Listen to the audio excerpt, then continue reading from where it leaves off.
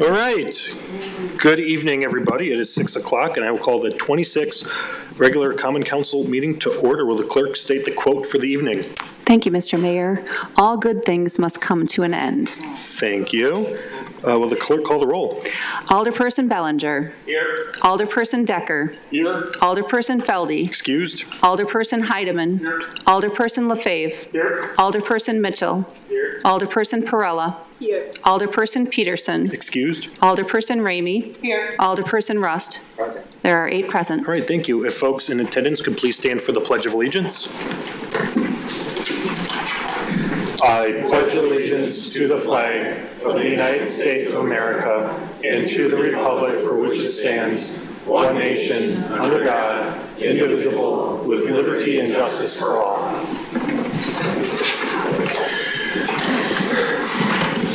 Thank you. Alder Decker, is there a motion to approve the minutes from our last meeting? Thank you, Mayor. I move to approve the minutes from the 25th regular council meeting held on April 2nd, 2025. Second. Moved in second.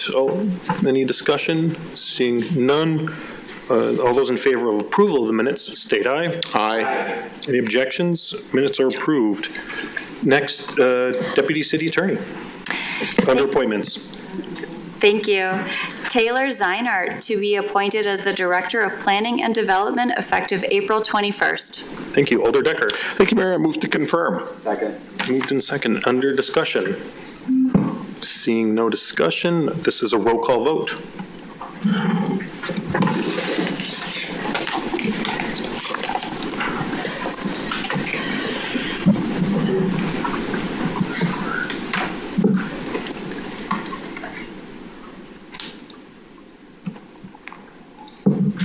Eight ayes.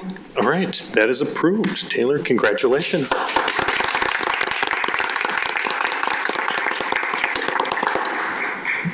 All right, anyone for a public forum, City Clerk? No one this evening. All right, and then we'll just jump into,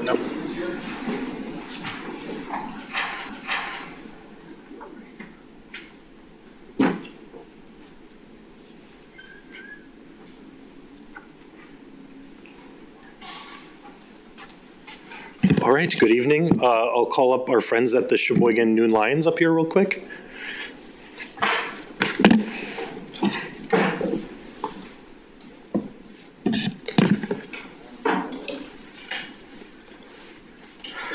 So today we're going to recognize the Sheboygan Noon Lions Club. So I have a proclamation to present, and then I'll let them share a few words. So whereas the Sheboygan Noon Lions Club has been a pillar of service and generosity throughout our community, demonstrating unwavering commitment to civic engagement and public service, and whereas the Sheboygan Noon Lions have provided invaluable support and sponsorship for hosting a state tournament on April 5th, 2025, further showcasing the city of Sheboygan as a hub of athletic excellence, community involvement, and of course hospitality. And whereas their dedication to fostering community spirit, promoting volunteerism, and enhancing opportunities for visitors alike. And whereas the city of Sheboygan deeply appreciates the contributions the Noon Lions Club is making in their tournament a success, strengthening community ties, and ensuring a welcome and well-supported event. Now I, Ryan Sorensen, by the virtue of me vested as the mayor of the city of Sheboygan, do hereby recommend and commend the Sheboygan Noon Lions Club for their exponential efforts, generosity, and commitment to our community. So I want to call upon all of our citizens to recognize the great work the Sheboygan Noon Lions Club does throughout the great city of Sheboygan. So, and with that, I'll present them with this. Look at the cameras real quick.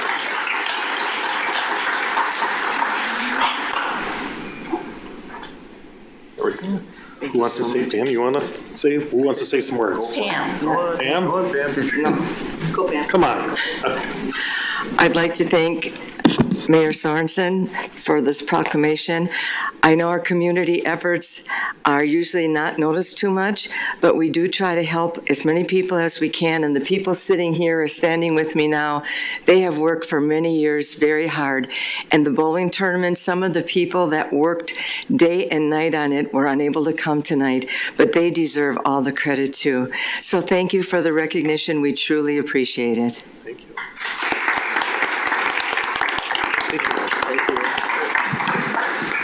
And now I'll call up Alder Ramey to the podium. So this is our last session, our last meeting for this council session, and we want to recognize outgoing city council members. So we have a certificate of recognition to dedicate Elder Angela Ramey's service to the city of Sheboygan as a common council member from 2022 to 2025 for her commitment and contributions to the city of Sheboygan, to the city council, for serving on the city council. So Angela, you'll be missed. We appreciate all the work that you've done, and we know you're still going to be involved in some sense in the community, and we know that this won't be the last that we see you out and about in Sheboygan. So I want to thank you and present with you this certificate. Thank you.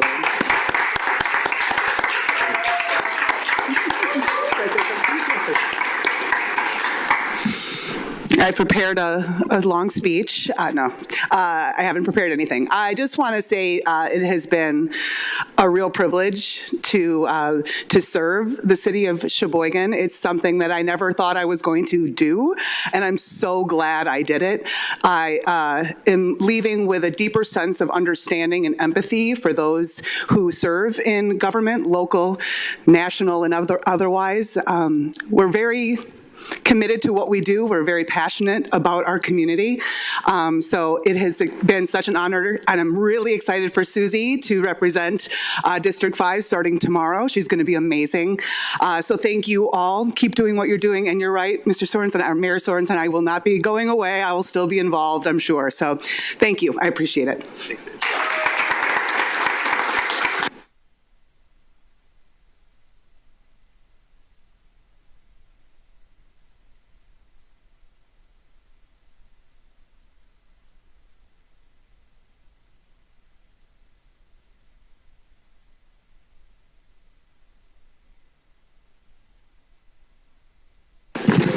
All right.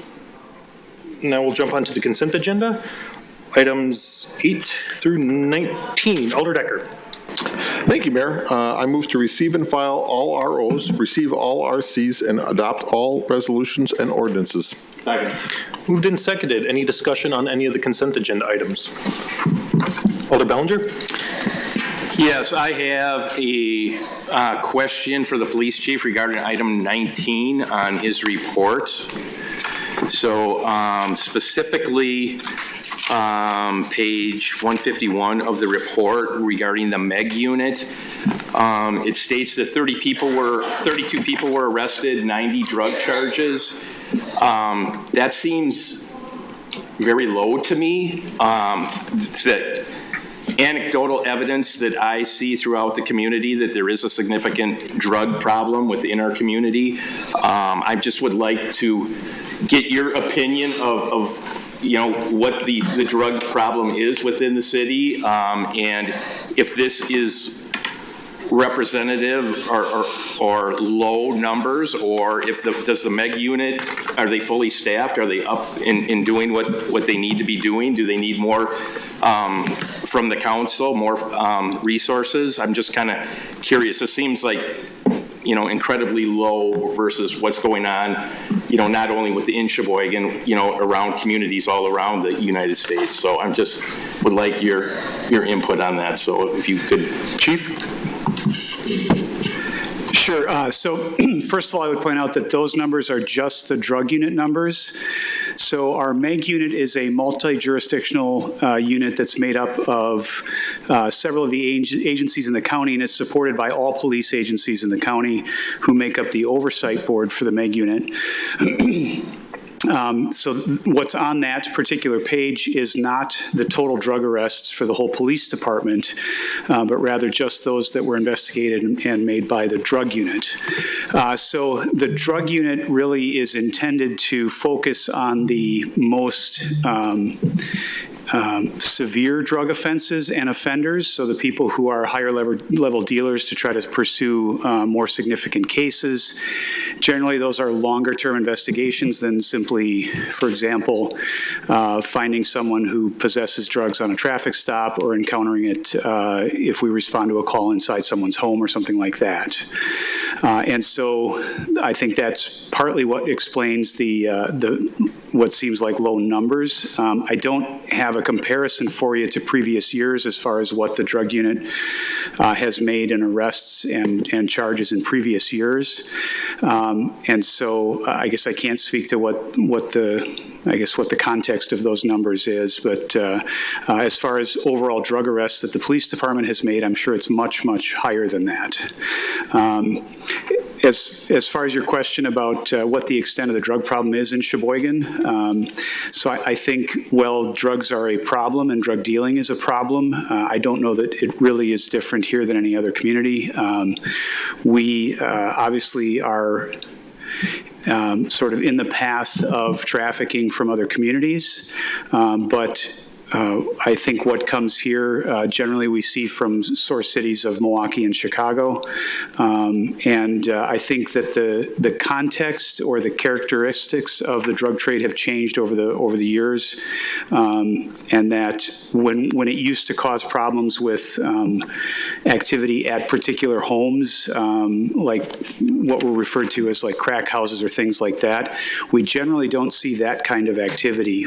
We do have some isolated cases where drug activity at houses is a problem, and we are working with property owners and using nuisance abatement ordinances and things like that to deal with those problems and the associated disorder that comes with them, rather than just relying on getting search warrants and making arrests for drug offenses. And so I think that's helped us be more effective at dealing with some of the associated problems with drug trafficking here that I don't know that every community like ours is doing the same kind of thing. Did that cover all of it? Yes, so thank you for that. And I guess I would be interested in the future in quarterly and in annual reports is to have the total drug arrests or, you know, for your whole department, if you do track that. And I mean, I think that would be interesting to see year over year to see, you know, how that is being, you know, impacted within the community. So. Sure. So I think I'd have to look. I think it is part of our quarterly report numbers that drug arrests might be part of that. I'll have to double check, but okay. Yeah, can certainly include that. But thank you. I appreciate the explanation. That's very helpful. You bet. Thank you, Chief. Alder Prellum. I have three quick questions. One is in regards to the sidewalk program. I can see that it is, I don't know, maybe 148,000 something. So it is less than what we had budgeted. For the same happened last year. So I wonder if there is a plan to disburse or better yet, utilize the whole amount budgeted for the program and what that plan is. City engineer. So the way we have to bid the projects, it's difficult to get close to that budgeted amount, but we do have plans to look at some of our parks that have been neglected in the past, at least the sidewalks around the roads. So we'll be working on getting those addressed and getting closer to that budgeted amount. Follow up. Have we done that for last year yet? Yes. Okay. Yes, we did. I have one more question, please. Proceed. The number 13. So we are authorizing the move of the money for the TEAD 25 of 824. So I don't know, just for my own understanding and for the public, is this part of the 25 just, is that an amendment or is just a creation? I mean, is that a new part? I'm just confused since we have not passed yet the project and the plan for the 25. How does this, how do we explain this item here? What is the connection between this and the TEAD 25 part that we are going to vote on that the Plan Commission has already approved? Who wants to take that one? City engineer? So I believe There is, I know there's contract language in the contract that if the funds are not available, the project won't move forward. But this, to go back, this is part of the TID 25 project plan, and as we advance through that TID. Right, that the Common Council has not Correct. approved yet. Correct. And that account is not funded yet, as I understand it. So if the I hope project not. doesn't occur, or if the funding doesn't happen, the project won't move forward. Okay, so that's we will not move the money if the TID is not approved, right? If that part is not approved, correct? Okay, all right. I mean, still it's a little confusing to me, just the timing of it, right? It should happen afterwards, but that's fine. I have one more, but I can wait if I need to. Thank you. Go for it. The contract, the rental for the Uptown Social, is that because we have a request or is to be ready for it? And I'm happy that that's a possibility, just so I'm curious. I'm happy to speak to this. There are two potential partnerships in mind that prompted this. So we do currently have a short-term rental policy for things like a one-time special event in which we will have a staff person present in the building. We don't do a lot of that currently because we have such a limited team. What we're considering with this new agreement is to be able to enter into long-term partnerships with community organizations. So the two partners that we are hoping to work with currently are actually the Sheboygan Community Rec Department for ongoing evening programming in which they would have a staff person in the building and we would not have to have staff present. But with the agreement, it would be very clear what their responsibilities are, what our responsibilities are. And then the other organization that we're also hoping to work with is New Ages Theatrical, in which they're currently working on a performance to be at the John Michael Kohler Art Center, and they're in need of rehearsal space. So what they would be doing is renting one of our classrooms in the evenings for about 8 to 10 people, just one room, and it just doesn't make sense for us to have a staff person there. But if there's a long-term agreement with multiple events going on, then they know what the expectations are, we know what the expectations are, and we think that with the right agreement and the right organization, there's a way to fully utilize our building for the community. Thank you so much for the clarification. Thank you. Alder Lefebvre. Yes, just on item number 18, just for the transparency for citizens of Sheboygan, could the caveats on these granted licenses be explained? Who wants to take that one? I'd have to look at what it was. Item 14? Item 18. Oh, okay. And then it was explained in committee, but for transparency, I'd like it as part of the record. Sure, I can take this. You got it? Go for it. The caveat is that the license would be granted contingent upon approval of all necessary permits. Okay. Any follow-up questions? No. All right. Seeing no more, this is a roll call vote.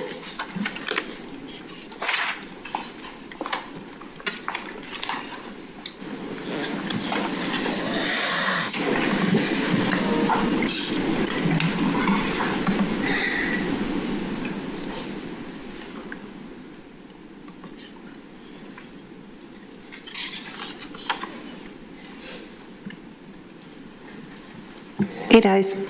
That's approved. Next, items 20 through 44 will be referred to the respective committees and committees of the new council session. And with that, we have exhausted the agenda. Alder Ramey? I move to adjourn the meeting, sine die. Second. Moved and seconded. All those in favor of adjournment, state aye. Aye. Any opposed? We are adjourned at 6:19.